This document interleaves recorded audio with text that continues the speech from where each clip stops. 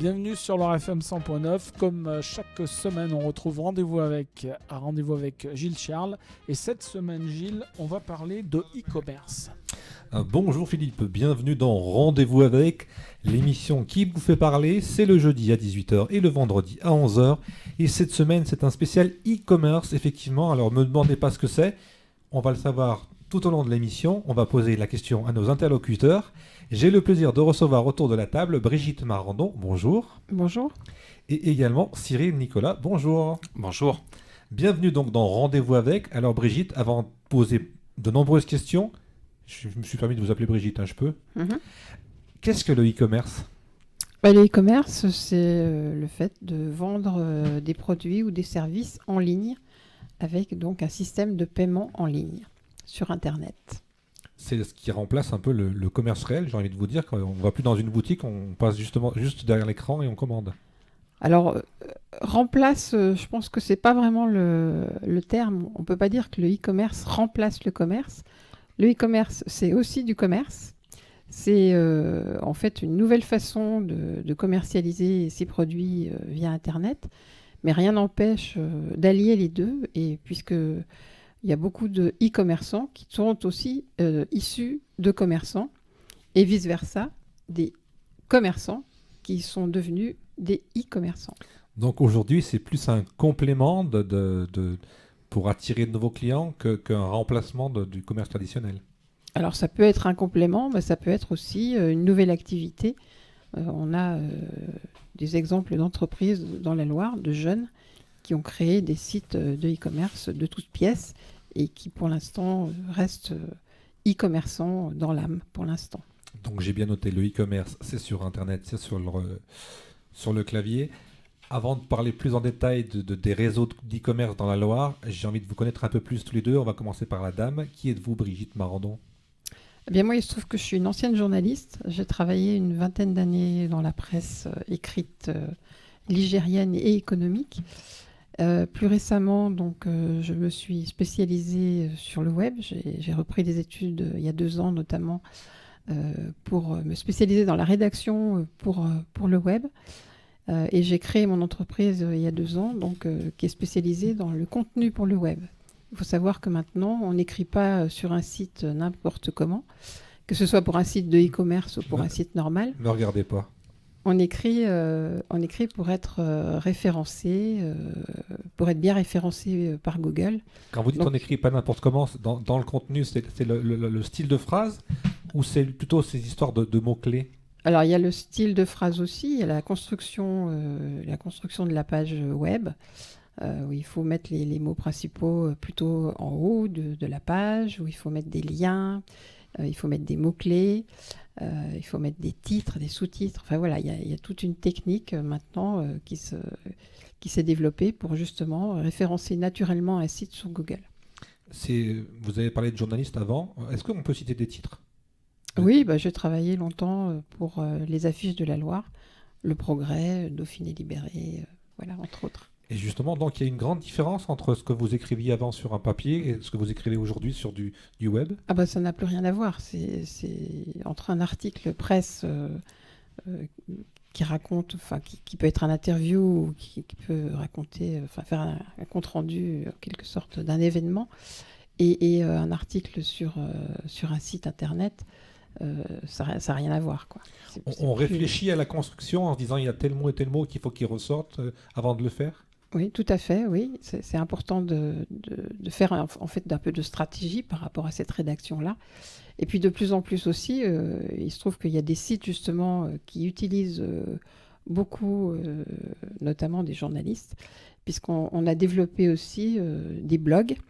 Et grâce à ces blogs aussi, ça permet aussi de parler de l'environnement d'une marque et du coup de développer aussi la rédaction, une rédaction alors là qui a plus un style du coup journalistique, puisqu'on raconte des histoires, on fait ce qu'on appelle du storytelling autour de la marque, avec un blog. Est-ce qu'il y a des choses qui sont interdites, des mots qui seraient repoussoirs ou des choses comme ça qu'il ne faut vraiment pas utiliser ? Ou c'est suivant un peu le contexte du produit qu'on veut mettre en valeur ? Oui, je pense qu'il faut vraiment que ce soit en rapport avec la marque et l'environnement du produit. Après, c'est des techniques on va dire, plus compliqué et plus... Enfin, peut-être moins... Comment dire? Les mots sont difficiles à venir quand on cherche Oui. à la radio. Pas moral, mais bon, voilà. Ouais, il y a une ligne de conduite, quoi. Voilà, Google repère les tricheurs. Donc, il ne faut pas tricher, il ne faut pas faire de copier-coller, par exemple. Et puis, il faut apporter de la valeur ajoutée à un texte. Il ne faut pas écrire non plus. Voilà, il faut que ça ait un sens. Il faut que voilà. Vous faites bien de parler du copier-coller. J'ai une question, moi qui ai un petit site, qui avait un petit site et qui en a un nouveau. Moi, j'aime bien le copier-coller justement des membres parce que je me dis si moi je mets quelque chose, je risque de déformer le propos. Ah oui, mais alors entre copier-coller et une citation, voilà, on peut citer sans problème. Mais copier un site ou copier des descriptions de produits, par exemple, Non, en mais ce moi, qui concerne... j'ai rien à vendre, mais souvent quand on parle de Saint-Étienne, je me dis c'est peut-être mieux de copier quelque chose qui était approuvé entre guillemets que d'aller inventer des choses qui seraient totalement erronées, quoi. Oui, mais tout dépend comment c'est présenté. Si c'est entre guillemets, si c'est une citation, ça peut être repris. Très bien, Il y a donc pas de problème. on fera attention au copier-coller dans l'avenir. Cyril, Nicolas, vous êtes également pas stéphanois, non, vous êtes de la Loire, vous êtes de Bourg-Argental. On est de la Loire, côté Bourg-Argental. Alors expliquez-nous un peu qui vous êtes. Donc, je suis le dirigeant de la société SPO Motoscooter. On vend tout type de pièces détachées de roues liées aux motorisés uniquement, aussi bien du neuf que de l'occasion. Et comment vous êtes venu, vous, au e-commerce ? C'était une Alors, demande, c'était une envie, c'était l'air du temps ? Pourquoi la moto? Parce que c'est avant tout une passion. Le e-commerce, parce que ça permet d'atteindre énormément de clients, ce qui est important pour des produits assez spécifiques, tout particulièrement quand on vend de l'occasion. Moi, j'ai une question à vous poser à tous les deux. Quand on se lance dans le e-commerce et même dans l'Internet, comment on fait pour... Il y a tellement de choses, il y a tellement de monde, il y a tellement de produits. Comment on fait pour, pas se différencier, mais faire voir qu'on existe ? Alors justement, il y a toute la communication autour du site, de ce qu'on appelle le web marketing, c'est-à-dire communiquer aussi sur les réseaux sociaux, faire de la publicité sur Google, donc acheter de l'espace sur Google. Il y a les relations presse aussi, pour certains sites qui ne sont pas forcément connus et qui ont des choses à dire. C'est intéressant aussi. Et puis, le référencement naturel dont je parlais tout à l'heure aussi, qui permet d'avancer en positionnement sur Google. On parle de e-commerce. Vous avez créé un réseau qui s'appelle le réseau Welcome. Est-ce que vous pouvez nous en parler ? Alors, c'est pas moi qui suis à l'origine du réseau. À l'origine du réseau, il y a 3 jeunes e-commerçants, dont un, malheureusement ou heureusement, je plaisante, est très connu, c'est Sylvain Bruyère, qui est le PDG de Cadeau Maestro, un site de vente de cadeaux originaux en ligne, et de cadeaux d'affaires d'ailleurs depuis peu. Et il s'est lancé dans la création de ce réseau avec 2 comparses e-commerçants également. À l'époque, donc, c'était Sylvain Royer, qui est responsable e-commerce chez Shopix, qui vend en ligne et pas seulement des articles maison et bricolage. Et puis, le 3e associé dans l'histoire, c'est Gauthier Moulard, qui a un site qui s'appelle La Ferme des Animaux, qui fait de la vente de l'animalerie en ligne. Donc, ils ont créé ce réseau il y a 4 ans. Donc, c'est une association, en fait, avec l'idée d'échanger, parce qu'ils avaient tous un peu les mêmes problèmes, mais le e-commerce, c'est un métier où on apprend tous les jours, où on remet en question son site tous les jours pour le rendre encore plus performant. Et du coup, on a besoin en permanence de se former, d'échanger, de tester des choses, d'avoir des avis de confrères pour valider ou pas des solutions, des choix techniques, des choix marketing, etc. Donc en fait, ils échangeaient beaucoup et ils se sont dit on va créer un réseau pour justement permettre aux e-commerçants d'avoir des réponses à leurs questions et puis d'échanger entre eux. Voilà. Donc le réseau Welcome, c'est juste dans la Loire. Alors le réseau Welcome, donc, il a été créé il y aura 3 ans en septembre. Il regroupe 50 e-commerçants de la Loire, mais aussi de toutes les régions, de tous les départements limitrophes, la Haute-Loire, la Drôme, l'Ardèche, la Saône-et-Loire, l'Ain, le Rhône. Voilà, donc on a des adhérents donc, qui viennent régulièrement à nos conférences de tous ces départements parce qu'ils ne trouvent pas forcément dans leur région des réponses à leurs questions ou des conférences comme on peut en organiser avec des experts. Ça fonctionne comme une association, il y a un président, il y a un bureau. Tout à fait, oui, tout à fait. Un président, un bureau, un conseil d'administration. Il se trouve que c'est une association, c'est l'une des seules en France, parce qu'il y en a d'autres d'associations de e-commerçants, mais c'est la seule qui ne comprend que des e-commerçants. C'est-à-dire qu'il n'y a pas de prestataire dans l'association. Ça permet une certaine liberté de parole entre e-commerçants quand ils veulent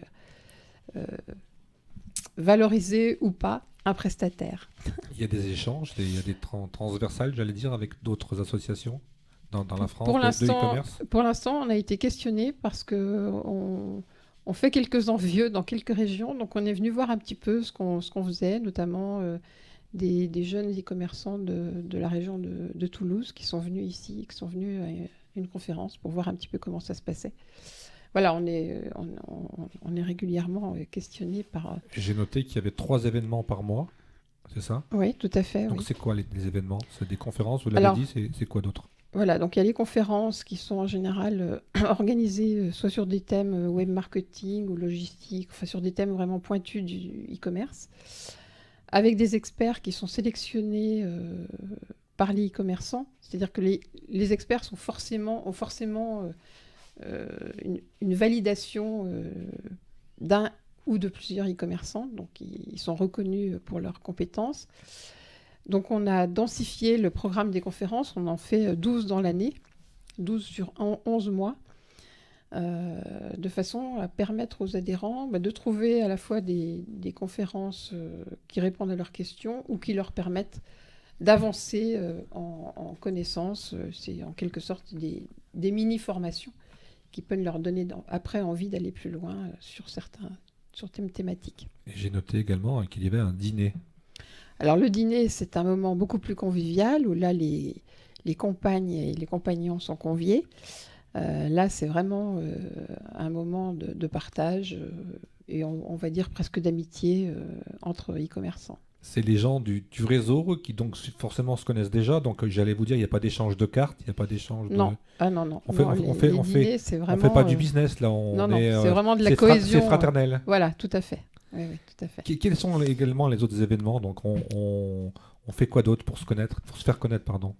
Alors pour faire connaître Welcome, on a un site internet sur lequel il y a tous les e-commerçants. Donc il y a un annuaire des e-commerçants.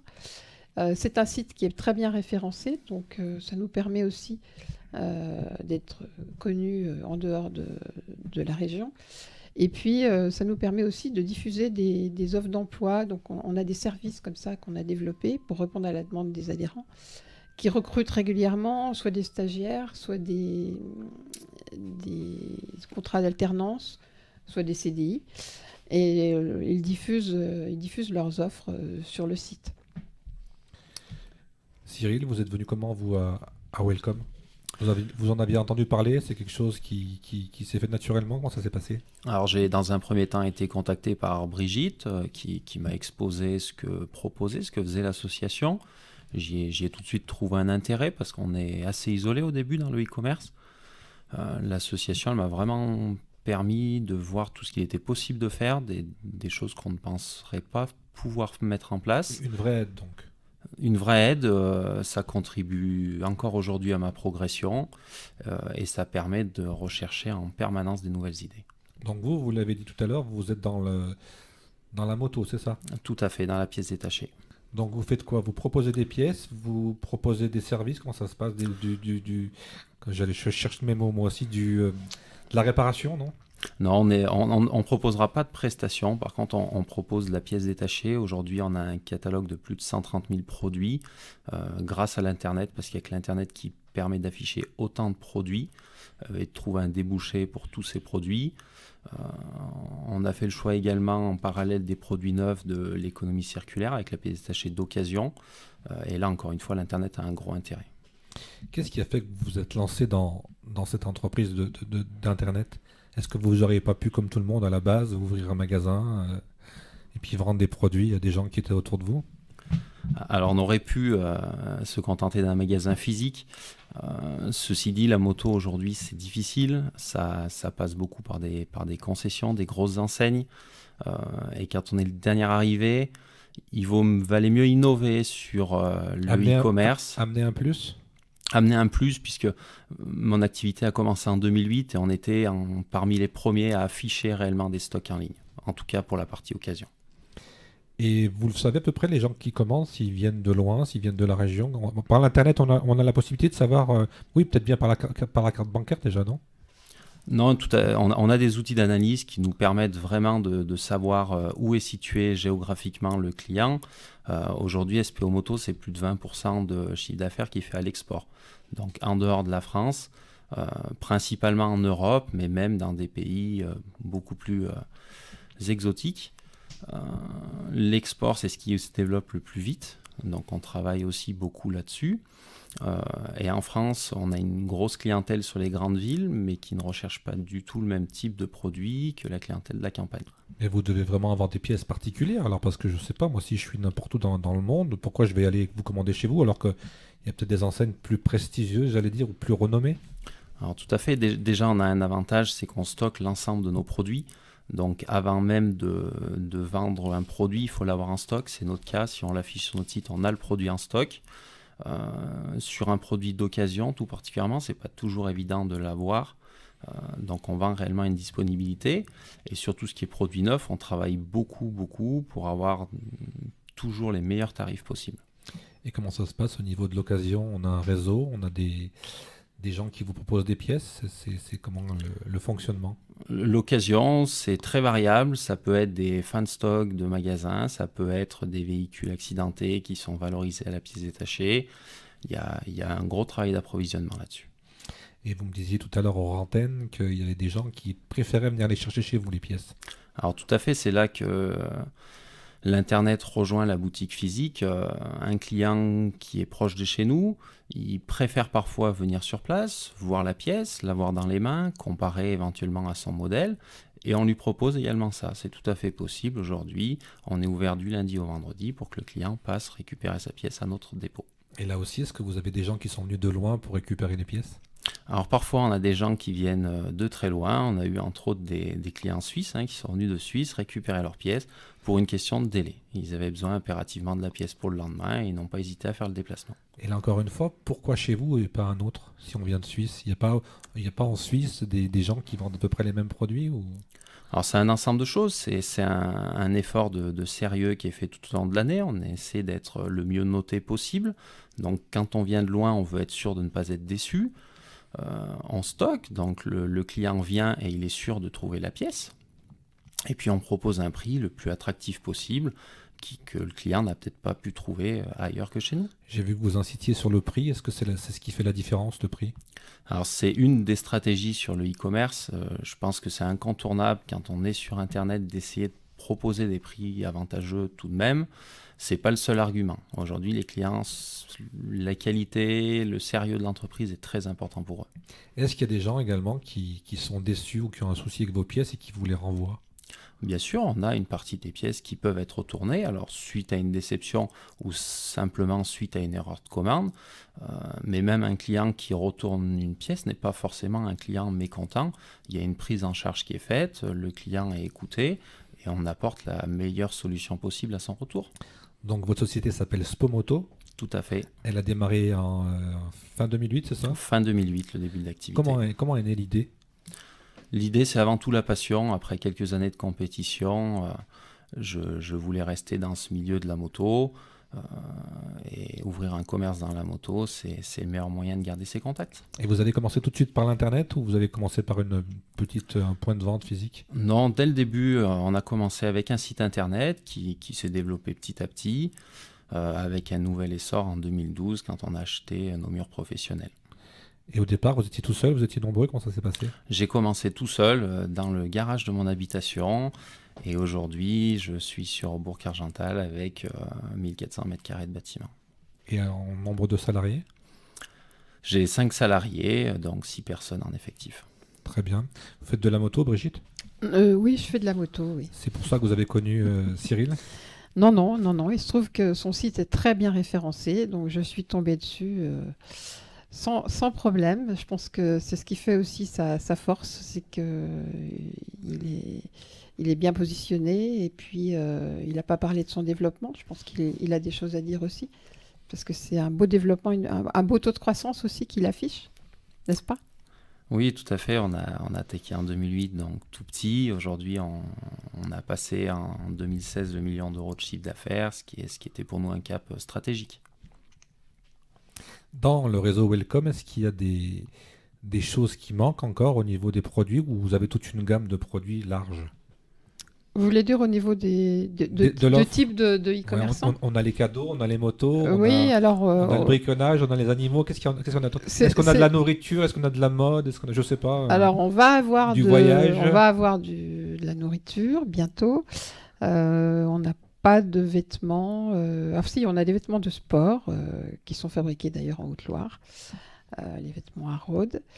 On a Sport in Love aussi qui fait des vêtements de sport aussi sur Montbrison. Enfin voilà, c'est très varié. Il se trouve que pour l'instant, on a une espèce de règle déontologique, entre guillemets, qui nous empêche, qui fait que on n'a pas de concurrent au sein du réseau. C'est-à-dire que quand on a un concurrent qui se présente pour l'adhésion, on demande de l'aval de la gouvernance et puis ça peut être refusé. Donc on a refusé comme ça quelques adhérents et c'est vrai que c'est peut-être ce qui va nous empêcher de nous développer autant qu'on le souhaiterait, puisque pour l'instant c'est une règle au sein du réseau. Voilà, Ça qui veut dire- permet sans doute plus de liberté de parole aussi entre adhérents. Le Ça fait veut de dire pas si, être concrètement, si moi demain je veux vendre de la pièce moto, je peux pas rentrer dans Welcome parce qu'il y en a déjà un. Alors, vous pouvez rentrer d'une certaine façon, c'est-à-dire qu'on n'a pas voulu fermer complètement la porte, c'est-à-dire vous pouvez participer aux conférences, c'est-à-dire qu'on a fait un abonnement spécial conférence. Au lieu de faire une adhésion, c'est un abonnement conférence, c'est-à-dire que vous avez droit à participer aux conférences, mais vous n'avez pas droit aux 2 autres événements du mois. Donc l'autre événement, c'est les dîners, et le troisième dont on n'a pas parlé, c'est les audits. Et il faut savoir que les audits, c'est aussi un gros argument, on va dire, qui fédère un petit peu aussi les e-commerçants. Ça leur permet en fait d'avoir le regard critique de tous les membres sur leur site. Si on peut préciser le mot audit, c'est quoi exactement? C'est-à-dire qu'on analyse, on passe Au crible. au grill tous Le les site. éléments du site internet. D'abord avec un formulaire qu'on envoie à tous les adhérents. Donc ils sont tous appelés à analyser, à critiquer leurs confrères, librement mais objectivement bien sûr.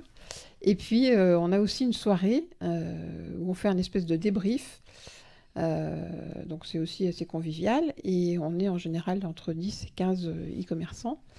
Et ça permet d'analyser dans le détail les éléments positifs et négatifs d'un site. Et récemment, on a d'ailleurs enrichi ces audits avec un nouveau partenaire, l'Institut Metacom, qui est parisien, qui est spécialisé dans les audits de sites e-commerce et qui apporte là son œil de professionnel aussi, en direct. Donc en général, on travaille avec lui lors de nos débriefs via Skype ou via les téléphones portables. Moi, j'ai une dernière question avant la pause musicale qui va peut-être vous paraître bête, mais j'adore les questions bêtes, je le répète sans cesse. Est-ce que quand on a affaire à des professionnels là, qui vous nous avez parlé de prestataires, enfin pas de prestataires, non de professionnels, est-ce qu'on n'a pas toujours le même regard et on reproduit pas toujours la même chose? Parce que moi j'ai l'impression souvent que je vois toujours les mêmes sites quand je pianote un peu sur l'écran. Alors c'est vrai qu'il y a des espèces de règles, on va dire, tu vas pas me contredire, Cyril. Tout à fait. Des espèces de règles qui, en fait, disent, entre guillemets, le panier, il doit être en haut à droite, les contacts, les coordonnées doivent être aussi situés en haut. Tout ce qui est information sur l'entreprise, ça vient plutôt dans le footer, ce qu'on appelle le footer, donc ce qui est en bas du site. Il y a peut-être d'autres points aussi, je ne sais pas, mais c'est vrai que oui, il y a des choses On est un peu incontournable, verrouillé. on va dire, voilà. Les clients ont leurs habitudes. Donc, un site trop original peut ne pas marcher parce que le client, finalement, ne s'y retrouverait pas. Trop compliqué des fois aussi. Trop compliqué. Il y a des impératifs légaux, comme les coordonnées, commerciaux, comme les éléments de réassurance, qui finalement font qu'on a pas mal de choses à mettre sur une page Internet et qu'on est obligé de l'aménager dans un cadre finalement un peu strict. Bonjour, je suis Sylvain Bruyère, rendez-vous avec Gilles Charles, c'est tous les jeudis à 18h sur Loire FM 100.9 et sur la page Facebook. Un retour dans Rendez-vous avec pour la seconde partie. À l'instant, c'était Sylvain Bruyère que l'on salue. Alors, vous l'avez dit tout à l'heure, Réseau Welcome, c'est un peu né de Sylvain Bruyère. Ah oui, enfin pas que lui, mais c'est vrai qu'il J'ai est dit très un peu. impliqué. Il est très impliqué, il donne beaucoup de son temps comme d'autres adhérents aussi. C'est vrai que voilà, c'est aussi une association, donc comme toute association, il y a des bénévoles. Et c'est vrai qu'il a impulsé le mouvement et il est bien suivi, c'est vrai. Quelles sont les perspectives, l'avenir pour ce Réseau Welcome? Toujours développer le nombre d'adhérents, puisqu'il faut savoir qu'on a en fichier prospect, entre guillemets, 400 e-commerçants. Donc il y a encore une marge importante de progression. Voilà, continuer à faire des événements, à construire des événements où il y a beaucoup de répondants, où il y a beaucoup de participants. C'est vrai que les conférences, en général, on a entre 30 et 40 participants à chaque conférence. Donc C'est des bien. conférences qui ont lieu à Saint-Étienne? Elles ont lieu à la CCI, oui, en général. Donc la dernière qui a eu lieu, c'était donc le 14 juin. La dernière ou la prochaine? La dernière, parce que cette émission est enregistrée, qu'elle C'est sera ça. diffusée le jeudi 15.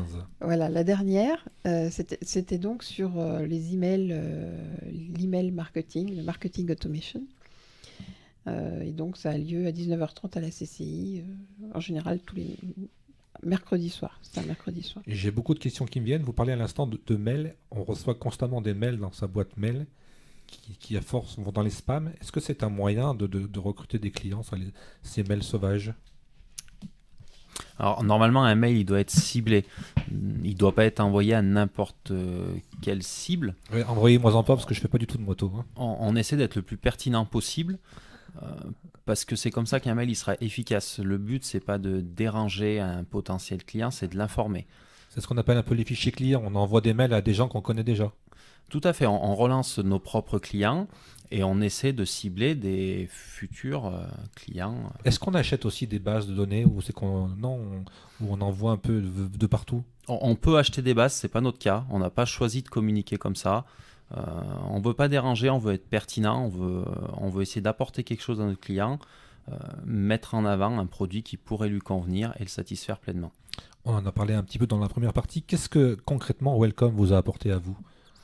Welcome nous apporte des idées, des pistes de développement. L'e-commerce évolue beaucoup également, donc faire partie d'une association, ça nous aide à rester informés en permanence des tendances et des évolutions à venir. L'échange avec d'autres vous permet de vous dire là on a peut-être oublié ça on n'avait pas vu sous cet angle? Alors, l'échange avec les autres, ça permet d'apporter de nouvelles idées, ça permet aussi d'en valider d'autres. Parfois, on peut penser avoir eu une idée formidable et il s'avère que ce n'est pas toujours une bonne piste de développement. Quelles sont les perspectives à votre niveau?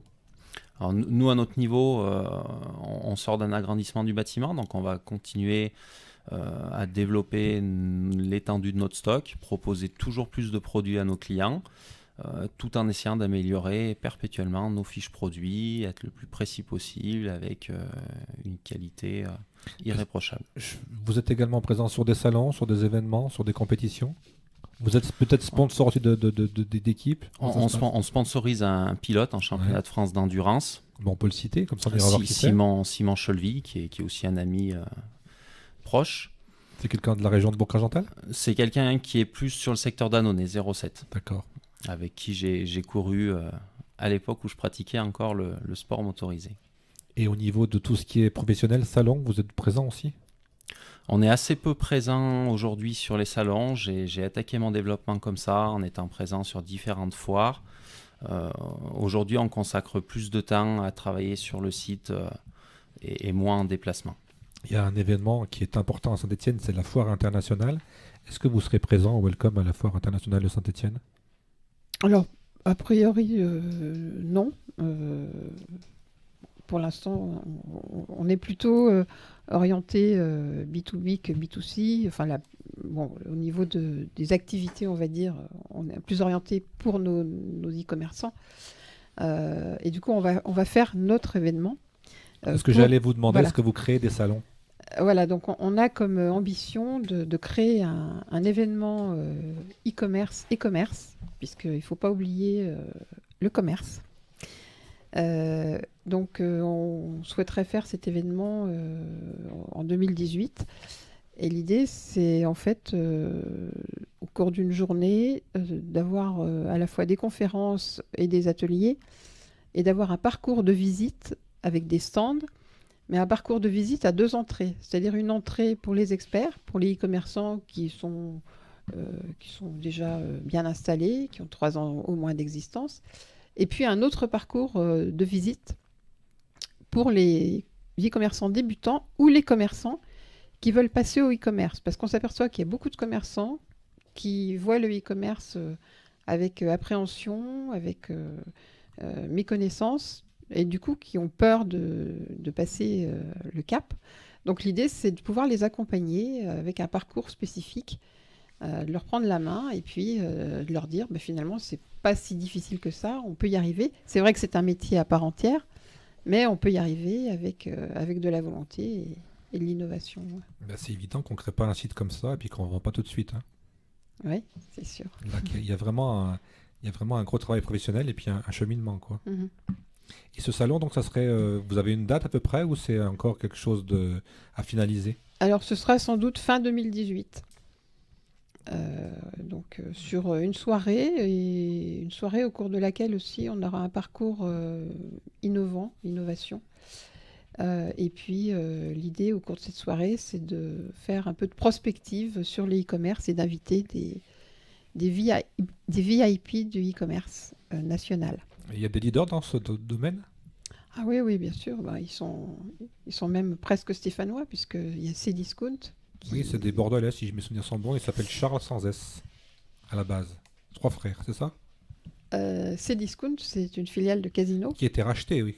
Mais à la base, c'était 3 frères qui étaient du côté de Bordeaux, je crois, et qui s'appellent Charles comme moi, sans S. C'est D'accord. pour ça que j'avais Je noté. savais pas. Et ça a été racheté après par Casino, qui a pris des parts. Et le D'accord. siège est toujours à Bordeaux. Voilà, donc j'avais pas Parce dit. qu'on les a vus il n'y a pas très longtemps sur la 6 à Capitale. Ouais, Donc le siège est à Bordeaux, c'est pour ça qu'ils ne sont pas adhérents chez nous encore, ça va venir. puisque Alors.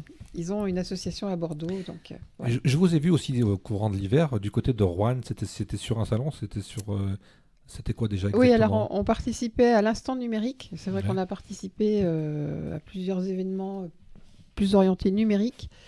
Et c'est vrai qu'à l'instant numérique, on a notamment été chargé d'organiser les trophées du e-commerce. Où là, on a donc poussé des e-commerçants à candidater et certains se sont vus décerner des trophées pour la pertinence et l'originalité et la visibilité de leur site. Est-ce qu'il y a des gens qui avaient un magasin physique, comme on dit, qui sont passés en complément au e-commerce et qui aujourd'hui ont complètement abandonné le premier et sont totalement dans le e-commerce? Est-ce que c'est un peu le cheminement qui se passe aujourd'hui avec l'évolution de la consommation des gens? Alors là, abandonné, je pense pas. Non, toutes les grandes enseignes ont en parallèle de leur magasin aujourd'hui un site e-commerce. Shopix peut être un exemple ils ont poursuivi leur développement avec un site d'e-commerce en parallèle des camions et de leur boutique physique. Après, je ne pense pas qu'on abandonne un commerce physique pour le e-commerce. C'est plutôt un complément. Les deux sont complémentaires. Ouais, c'est pas, on garde pas le fond juste pour avoir un endroit de stockage?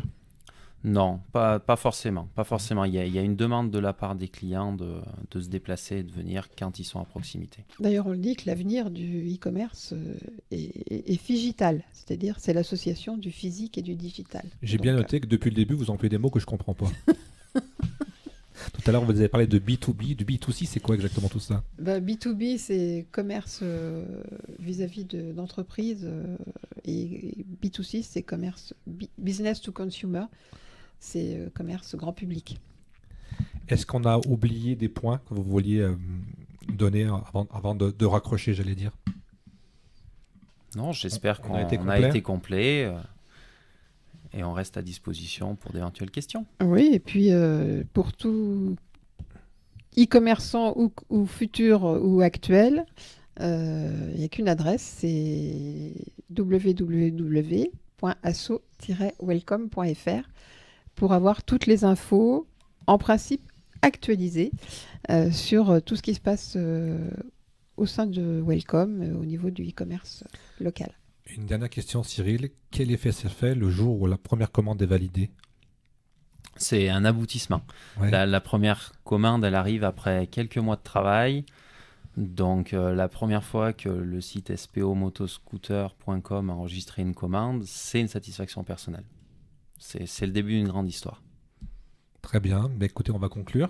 Il a oublié de dire qu'il travaillait en couple et qu'il y a beaucoup de e-commerçants qui travaillent en couple au sein de Welcome. On a les époux Bruyère-Sagnard, on a les époux Joël et voilà. Enfin, on en a au moins 4 comme ça qui travaillent en couple. Tout à fait. Je remercie donc mon épouse Laura pour son aide. Moi, je vous remercie tous les deux d'être venus ici chez Loire FM. On vous souhaite bon vent. On vous souhaite plein de commandes. On vous souhaite plein d'adhérents à Welcome. Et puis on est disponible si vous avez de nouvelles choses à nous révéler ou nous expliquer dans le futur, puisqu'on sera là de retour dès le mois de septembre avec 2 nouvelles émissions, mais on en reparlera au mois de septembre. Merci à tous, bonne semaine. La semaine prochaine, c'est Laurent Pinatel. Et la semaine suivante, on terminera le rendez-vous avec saison 2 avec le maire de Saint-Etienne. On aura le plaisir d'accueillir Gaël Padrio et je suis sûr qu'on parlera de commerce et de e-commerce. Bonne fin de journée, à demain pour la rediffusion. Merci Brigitte. Merci de votre accueil. Merci Cyril. Merci. Pas d'autres mots pour conclure? Merci à nos partenaires aussi, parce que j'ai oublié de dire qu'on avait des partenaires qui nous accompagnent. DPD qui fait de la logistique, le Crédit Agricole, Très bien. et un troisième partenaire qui vient de nous rejoindre, AXA. Voilà. Eh ben, ils sont tous les bienvenus ici pour nous expliquer leur travail. Bonne fin de journée, à bientôt. Merci Philippe, bon week-end. Bonjour, rendez-vous avec les acteurs de la vie nigérienne, c'est toutes les semaines sur Loire FM, l'émission qui vous fait parler et dont on parle. Rendez-vous le jeudi à 18h et le vendredi à 11h pour la rediffusion.